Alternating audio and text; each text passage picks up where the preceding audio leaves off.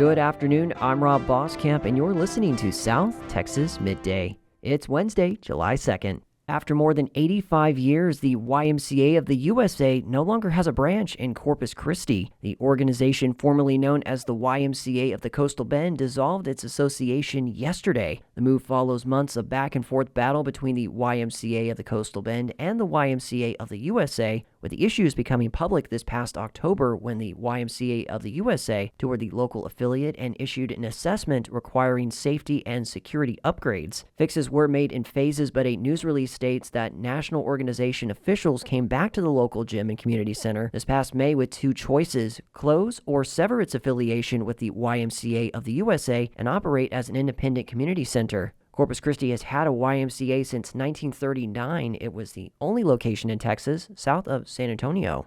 Registered nurses gathered at Representative Michael Cloud's district office yesterday to protest proposed Medicaid cuts that could affect millions of Americans. The demonstration was part of a nationwide mobilization organized by the National Nurses Union, targeting elected representatives across the country. The Trump administration is proposing to cut Medicaid spending by $800 billion in the One Big Beautiful Act. If passed, approximately 7.8 million people could lose their Medicaid coverage. The bill is currently awaiting a final House vote.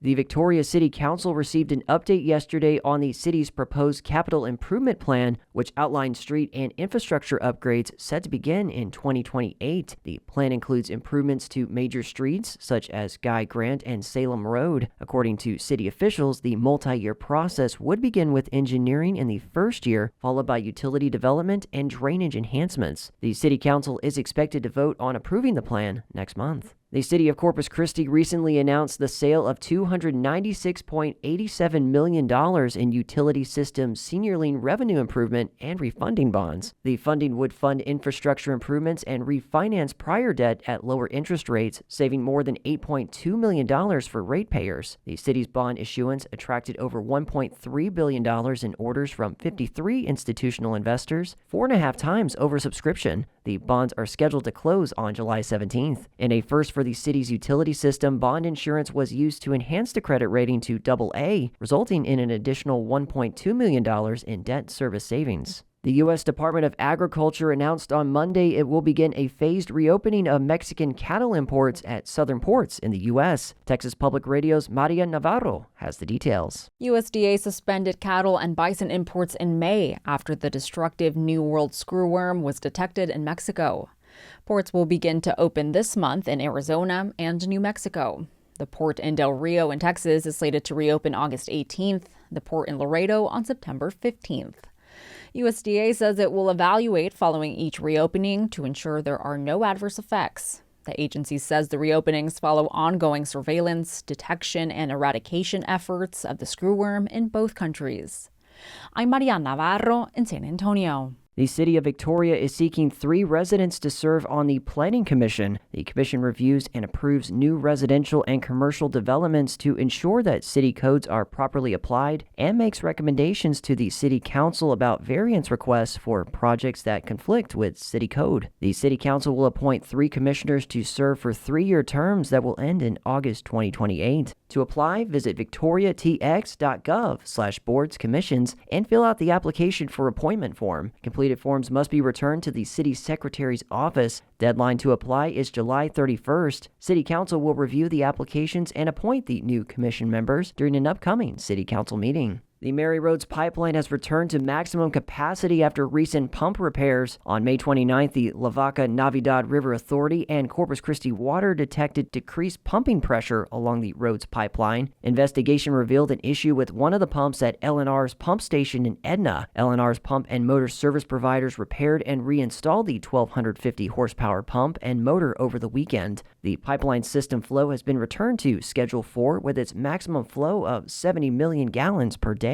Previously, the Rhodes Pipeline operated at Schedule 3 or 55 million gallons per day. Beginning Monday, a temporary lane closure will be implemented on Calallen Drive at Smith Drive. Barricades will be in place as contractors install a new water line to improve Nueces raw water transmission. This work is expected to be completed by July 10th. Two new Texas laws aimed at cracking down on puppy mills and roadside pet sales will go into effect this fall. As the Texas Newsroom's Lucio Vasquez reports, animal welfare advocates say the changes could help curb unethical breeding and save lives. Starting September 1st, more counties across Texas will have the power to stop the sale of dogs and cats in outdoor spaces. Previously, only high-population regions could regulate roadside vendors, places like Harris County and the cities of Austin, Dallas, and San Antonio. But the new laws, House Bills 2012 and 2731, will expand local control to counties along the border and counties near large metropolitan areas. This includes counties like Fort Bend, El Paso, and Hidalgo. Animal welfare advocates say the laws will target unregulated breeders and hopefully get more people to adopt pets from overcrowded animal shelters. I'm Lucio Vasquez in Houston. The mother of a 6-year-old Everman boy missing for nearly 3 years was added to the FBI's 10 most wanted list. KERA's Penelope Rivera reports Noel Rodriguez Alvarez is presumed dead and his mother is believed to have fled the country. Noel was last seen alive in October 2022. His mother, Cindy Rodriguez Singh, is suspected in his alleged murder.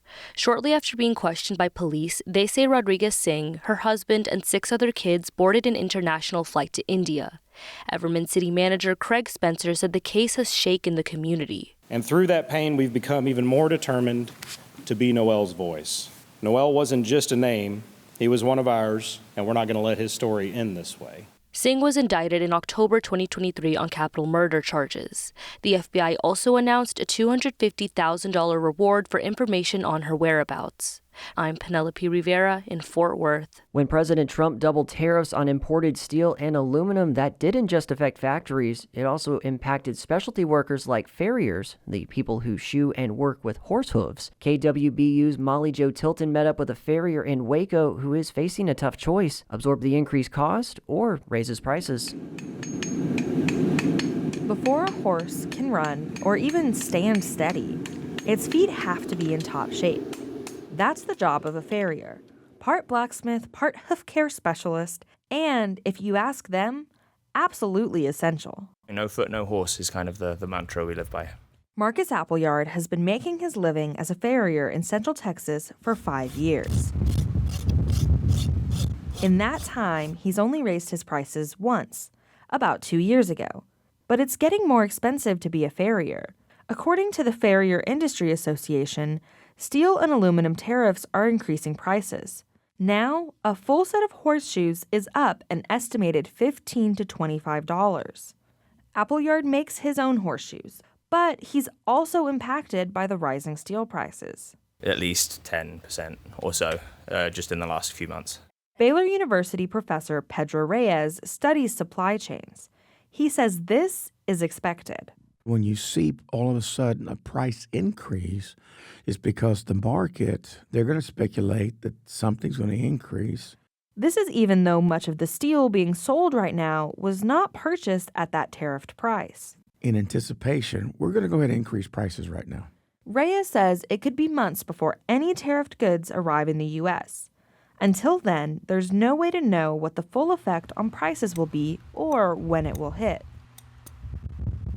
This leaves farriers like Marcus Appleyard thinking about how much he charges. I don't think I'm at the worried stage yet, but I definitely think if it were to go up, then yeah, it's definitely something I'll have to consider. For now, Appleyard says he won't be changing his prices. But he says it's hard to know the cost of that decision. When you look at the books, you realize I'm not quite making what I was before, but I'm doing more horses. How does that work? And for most people, horses are luxuries. He worries about losing clients if he raises prices, especially with ongoing inflation. When times get tough, people cut out luxuries. Still, Appleyard says there will always be work for him. People always need a farrier. Might have to work more and make less, but I'm... For now, he's taking it one hoof at a time. I'm Molly Jo Tilton in Waco. The city of Brownsville's Park and Rec is gearing up for 4th of July this Friday as it hosts the 25th annual Salute to Freedom celebration at Brownsville Sports Park. Families can attend this free celebration at 1000 Sports Park Boulevard at 5 p.m. for a patriotic tailgate, followed by live musical performances from Old Bones, Revo Live Band, Audio Escape, and a special George Strait tributes by Derek Spence starting at 6 p.m. All veterans will be honored as special guests with complimentary food and beverages. Guests can enjoy food vendors, games, and family-friendly activities throughout the evening with a fireworks display lighting up the night sky shortly after 9 p.m.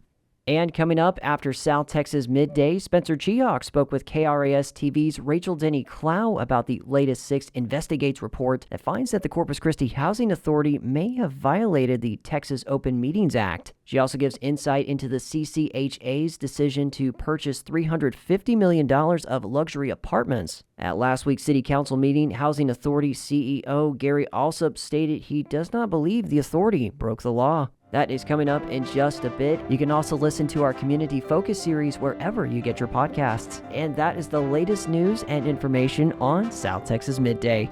I'm Rob Boskamp. Your community arts calendar and more is on the way.